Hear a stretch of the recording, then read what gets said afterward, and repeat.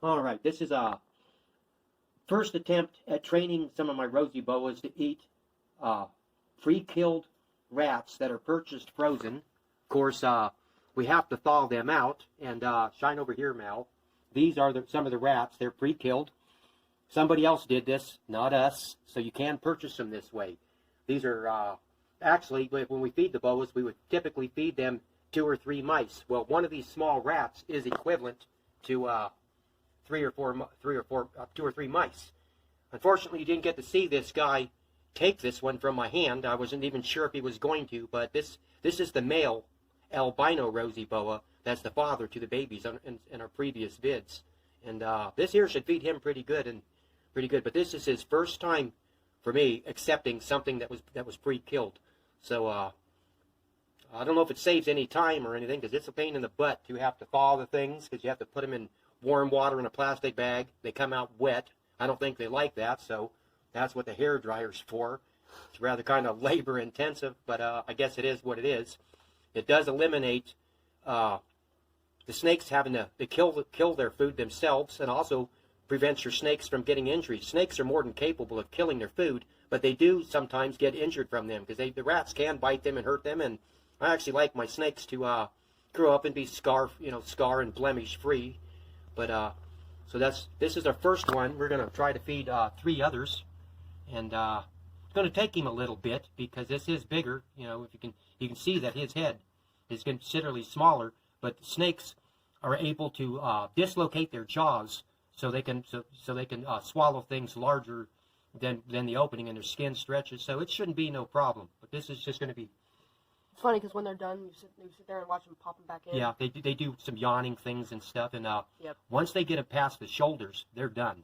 I mean, they're able, they're able to get it. It's just they got to get past the shoulders, right, and that's the it's not really that difficult, but in a few you'll see he's working on it. He'll get past that, and this is a milestone for this guy, because this guy here, he's even a pain to get him to eat sometimes.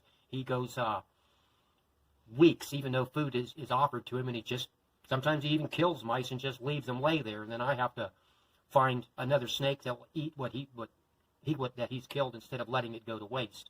And so right now I do have quite a few frozen rats, and the ones I grabbed are the smallest out of the bags to feed the Rosy boas. We do have another common boa constrictor who's considerably larger. He'll be able to eat the larger ones we have, and I got a couple of bull snakes I've got to feed as well. We'll see if we can get those on vid, and maybe we can show the snakes striking at the dead rats. They'll go through the motions to try to constrict it like they normally would, but it's really not necessary. But yeah, he's just about getting it. Sometimes they'll have to throw an extra loop on it and kind of push it in, but I think he'll be able to get it done.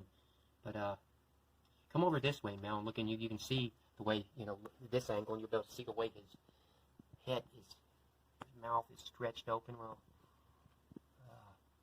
yeah, then you can see how he works it. It's neat, though, because some animals are able to swallow things and breathe simultaneously. Humans can't. Yes. It's kind of ridiculous. Yeah, they can do that because they have I think they call it the glottis. It's like a tube that's behind their tongue and allows them to breathe while they're eating. It prevents them from choking. So that's how they basically Wish humans had that. Yeah. If you want, Mal, you can switch sides with me and maybe get the side view of it, or you can see. Careful. We'll go slow, though, because sometimes they get disturbed, and I've seen them spit stuff out and just totally give up. But like I said, this is a milestone for this guy, and I've still got 3 others. There's one in there, looks like it's having a little bit of a rough shed. So since it hasn't finished shedding its skin, that one probably might not eat. So we're going to have to give that one a warm soak. It sucks, though, because this camera shows him really yellow, but he's actually really, really peachy. Yellow and orange? Yeah, he's just straight peach. Unfortunately, though, it's a bit yellow. But that's okay. It's not that big of a deal. Want to go to the other ones? Yeah, you could take a pause, and then we'll get him when he's just about finished. Yeah. When he's...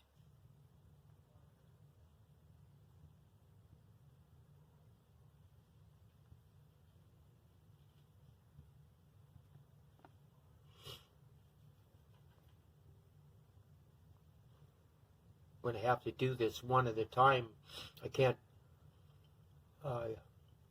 babysit all of them while they eat if I try to feed them all at once, because if one finishes before the other, they butt in, and anytime snakes get disturbed, whether it be by another snake or you having to intervene to pull something away, sometimes they'll just throw their food, just spit their food right back out and won't even finish it. So for the time being, I'm going to go ahead and do these one at a time. And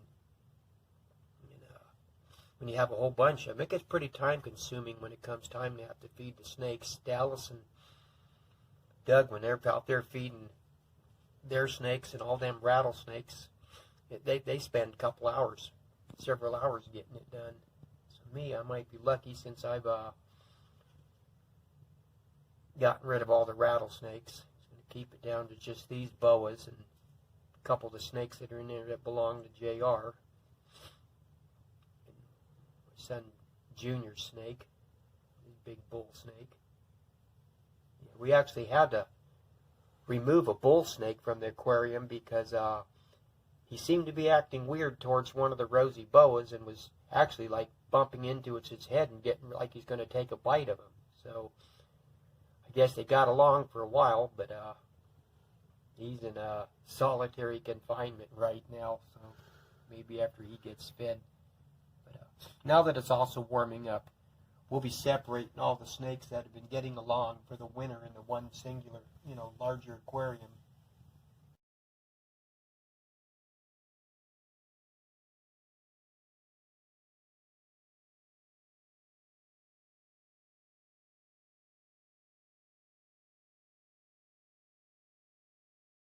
I think it actually looks pretty showing up like that in the video, though. The yellow? Yeah. Yeah. Sort of turn this light off and see if it goes back to natural color. Flip that switch, see what happens. Yeah. Oh, yeah. Yeah.